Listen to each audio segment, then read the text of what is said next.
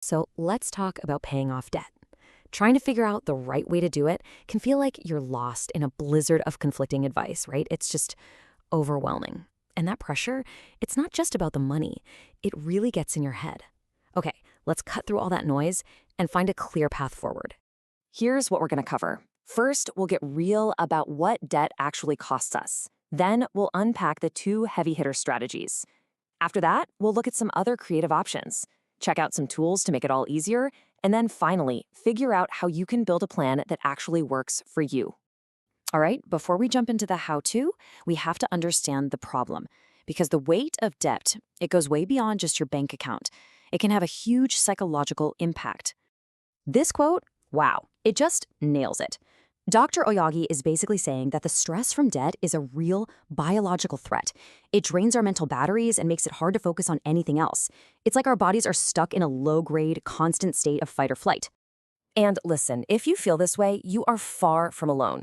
A recent Bankrate survey found that a whopping 42% of U.S. adults say money negatively affects their mental health. That feeling is so common, but here's the good news. Just making a plan, any plan, is one of the best ways to start taking back that control. So let's get into the action plan. When it comes to tackling debt, there are two main and kind of competing methods out there. And really, they represent two totally different philosophies. One is all about math, and the other is all about human behavior. So in one corner, you have the debt snowball, which is all about getting those quick wins to build momentum. And in the other corner, the debt avalanche, which is designed to save you the most money and interest. So, which one's better? Well, the answer is not as straightforward as you might think. First up, let's talk about the debt snowball. You've probably heard of this one, right? Dave Ramsey made it famous. The whole idea here is psychological. You knock out your smallest debts first, and that gives you this amazing feeling of progress that makes you want to keep going. So here's how it actually works in 4 simple steps. First, you just list out all your debts, smallest balance to the largest. Easy enough. Then you keep paying the minimums on everything, except for that little guy at the top of the list. You throw every extra penny you have at that smallest debt.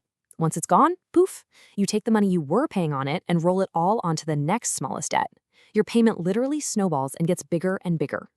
Now, let's flip the coin and look at the debt avalanche. This strategy couldn't care less about the balance size. It's all about the cold, hard math. The goal is super simple. Pay the least amount of interest possible over time. The process is going to sound really familiar, just the order is different. You list your debts by their interest rate, or APR, from the highest down to the lowest.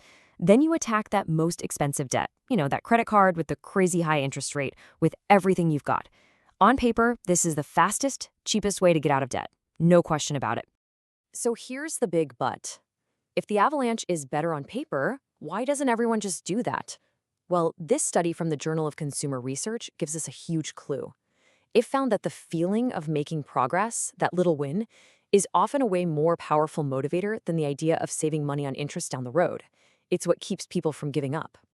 But wait, there's more. You might be thinking it's just snowball versus avalanche and you have to pick a side. But it's not that simple. There are some other really creative strategies that you can use, either on their own or with one of the big two.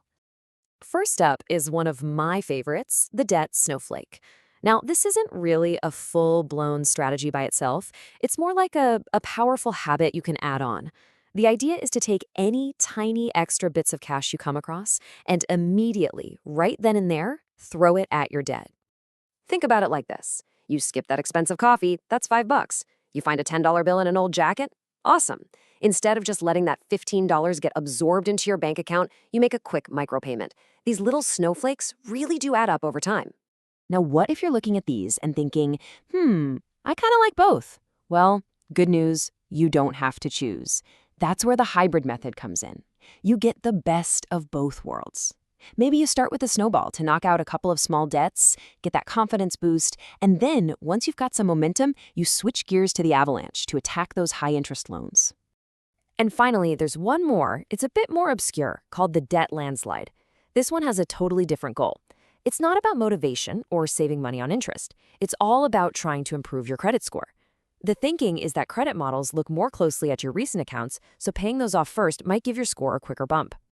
Okay, choosing a strategy is a huge first step, but actually doing it day in and day out, that can be tough.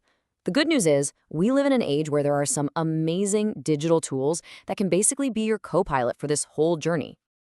So, what do these things actually do for you? Well, a ton. They pull all your different debts into one clean dashboard so you can see everything. They help you track your spending, and they let you play around with different scenarios, like, what if I could find an extra $50 a month? A good app can show you exactly how much sooner you'd be debt-free. It's incredibly powerful. And here are just a few examples to give you an idea of what's out there. You've got mobile apps like Debt Payoff Planner and Quapable, web tools like undebt.it, and even amazing free spreadsheet templates from places like Vertex 42. I promise, there's a tool that fits your style. Okay, we've talked about the psychology of debt, the main strategies, the other creative options, and the tools that can help. Now we get to the most important part, putting it all together to build a plan that's actually right for you. After all of this, it really just comes down to knowing yourself. What drives you? Are you motivated by logic and saving every last penny? Or do you need those emotional wins and that feeling of momentum to keep going? Let's break it down one last time. So let's put it all on the table. If you need those quick wins to stay in the fight, the Snowball method is probably your best friend. If you're super disciplined and you just want to optimize the numbers, the Avalanche will save you the most cash. If you want the freedom to change things up as you go, check out the hybrid. And remember, no matter which one you pick, adding in the snowflake method can speed everything up. And if you only take one single thing away from all of this, let it be this. The absolute best plan is the one you will actually follow. Seriously, a pretty good plan that you stick with is 1,000,000 times better than a perfect plan that you ditch after a month. So I'll leave you with this question.